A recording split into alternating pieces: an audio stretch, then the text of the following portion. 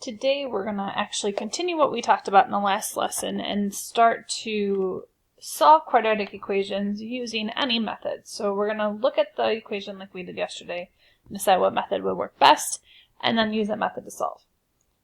So a couple things to remember. We can use the discriminant, the b squared minus 4ac, to help us decide which method to use in addition to being able to tell how many solutions there would be.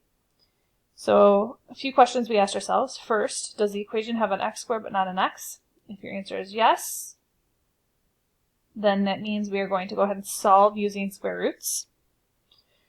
If the answer is no, we're going to find the discriminant. If we can take the square root of the discriminant and get a whole number, that means we are going to go ahead and factor.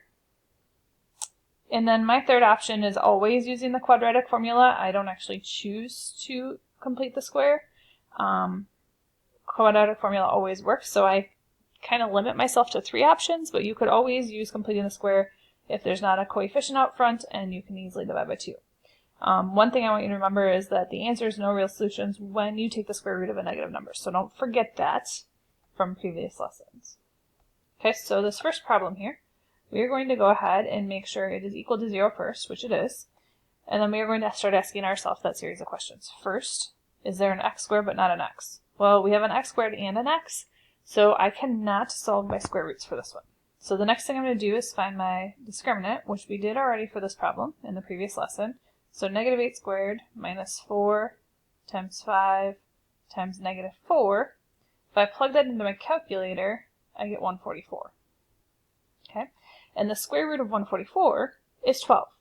So since I have a perfect square there for my discriminant, I'm going to go ahead and factor. Okay, so remember that if there's a coefficient out front, we need to use AC split. So we're going to do 5 times negative 4, which is negative 20. The negative 8 will go on the bottom. So the two numbers that multiply to give us negative 20 and add up to negative 8 are negative 10 and positive 2.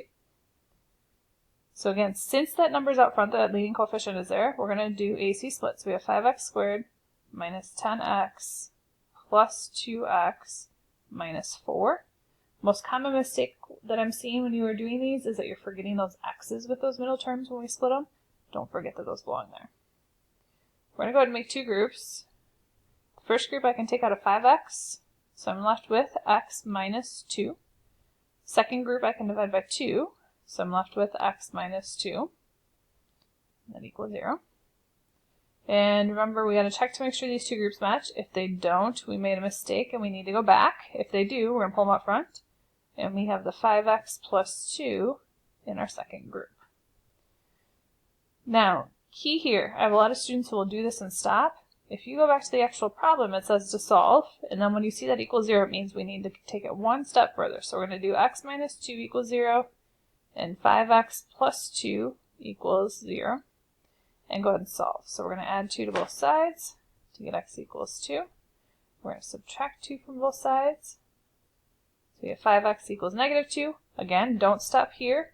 The x isn't alone. We're going to divide by 5, and since we can't actually divide that, we're going to leave it as a fraction. So my answers are 2 and negative 2/5. Okay, so second problem for this example, we're going to go back and start asking ourselves that series of questions again. Is there an x squared but not an x? In this case, there is. So that means I can solve by square roots. So I'm going to go ahead and add 121 to both sides. So I have m squared equals 121. And then I can go ahead and take the square root of both sides to get the m alone. And the square root of 121 is 11. Just don't forget your plus or minus sign. Okay, so that one's definitely a lot faster than factoring. You could factor it, and you could use the quadratic formula, but this is the fastest, easiest way to do it. Okay, next examples. Example 2a. I could not use square roots because I have an x squared and an x. I could find the discriminant, so b squared minus 4 times a times c gives me 256. Okay, and I can take the square root of 256. So I'm going to go ahead, since I can take the square root of that in this perfect square, I'm going to make my x. This time there's not a leading coefficient, so I'm going to put the negative 63 on top and the 2 on the bottom. So the two numbers that multiply to give us negative 63 and add up to 2 are negative 7 and positive 9. Since we don't have a leading coefficient there, there's nothing out front here, we're going to go right to our parentheses. I have an x minus 7 and an x plus 9. So solve, x minus 7 equals 0, x plus 9 equals 0. If I add 7 to both sides, I get 7. If I subtract 9 from both sides, I get negative 9. Okay. I like to factor better than complete the square. This problem is actually one where you could complete the square as well, because we could add the 63 to both sides, take half of 2, square it, and go from there. Completely up to you. In that case, make sure you know how to use one of the methods correctly. Okay. Last one here that we're going to do together, and then there's a couple you can try on your own. We're going to ask ourselves first, is there an x squared but not an x? The answer is no. So we're going to go ahead and find the discriminant. We're going to do negative 9 squared minus 4 times 5 times 3. And when we plug that in, we get 21. Okay, and I cannot take the square root of 21, so I'm done.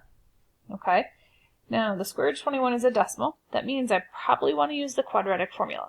Here's the nice thing. We just found the discriminant. So if you think of the quadratic formula, we have x equals negative b plus or minus the square root of b squared minus 4ac all over 2a. The part that we just found here actually is the part that is right here. So we don't need to do that again. I can take my 21 and plug it in place there. So we're going to go ahead and do that and save ourselves some time. We're going to do x equals, okay, and remember a, b, c. Negative b means the opposite of b, so change it to a positive 9. Plus or minus the square root of the discriminant, which we found was 21, over 2 times 5. We're going to simplify. So 21, we can't divide by a perfect square. We're going to leave it. This is going to be our final answer. Can't do anything to simplify that at all. The only thing that goes into 21 is 7 and 3. Can't take the square root of either of those. Can't reduce. We're done. That's it. Okay, go ahead. Try the next 4 problems. Once you're done, have them checked. If you have any questions, make sure you say something. Ask for help. If you're understanding it, go ahead and grab the homework and practice before trying the quiz. Have a great day.